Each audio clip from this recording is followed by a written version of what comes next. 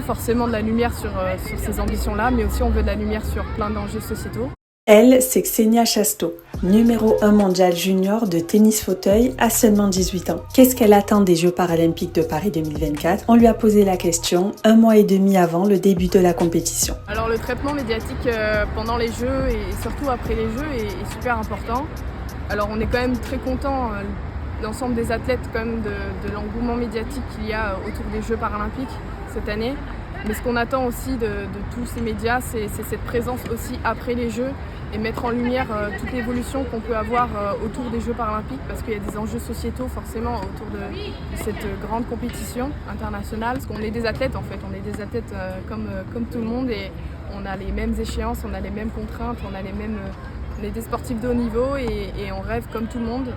Et on veut forcément de la lumière sur ces ambitions-là, mais aussi on veut de la lumière sur plein d'enjeux sociétaux. Les problématiques qu'on retrouve en ville, il y a aussi mettre en lumière en fait, les sportifs de haut niveau jusqu'à Los Angeles 2028 et mettre en lumière aussi ces athlètes hors jeu avec une manière de faire des films, des vidéos, par plein de moyens, ça je sais pas, mais en tout cas mettre en lumière aussi les athlètes dans les compétitions de l'année. Nous, le tennis fauteuil, on est quand même les plus privilégiés. On est une discipline qui est mise en avant en fait, toute l'année grâce au Grand Chelem, grâce à plein de tournois qui sont emblématiques et connus. Mais il y a d'autres sports qui ne sont pas du tout mis en avant toute l'année.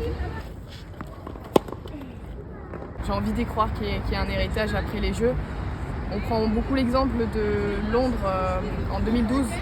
Il y a eu un très très bel héritage des Jeux paralympiques et en Angleterre ils sont hyper en avance sur l'intégration physique et mentale des personnes en situation de handicap. Pour moi, les deux valeurs qu'on peut retrouver dans le tennis fauteuil, tout d'abord il y a la solidarité. On est hyper solidaires entre joueurs et joueuses. Il y a une ambiance superbe et c'est super, malgré que ce soit un sport individuel, il y a beaucoup de solidarité hors terrain et même dans le terrain, c'est super, on partage plein de choses. Et après je dirais de l'ambition, une deuxième valeur c'est vraiment de l'ambition. Tous les joueurs ont une histoire particulière et très différente. Il y a un passé et un passif quand même qui peut être lourd et forcément on croise plein de personnes très ambitieuses dans leur vie et que ce soit sur le terrain de tennis mais aussi en dehors du tennis. Donc ouais, je dirais l'ambition aussi.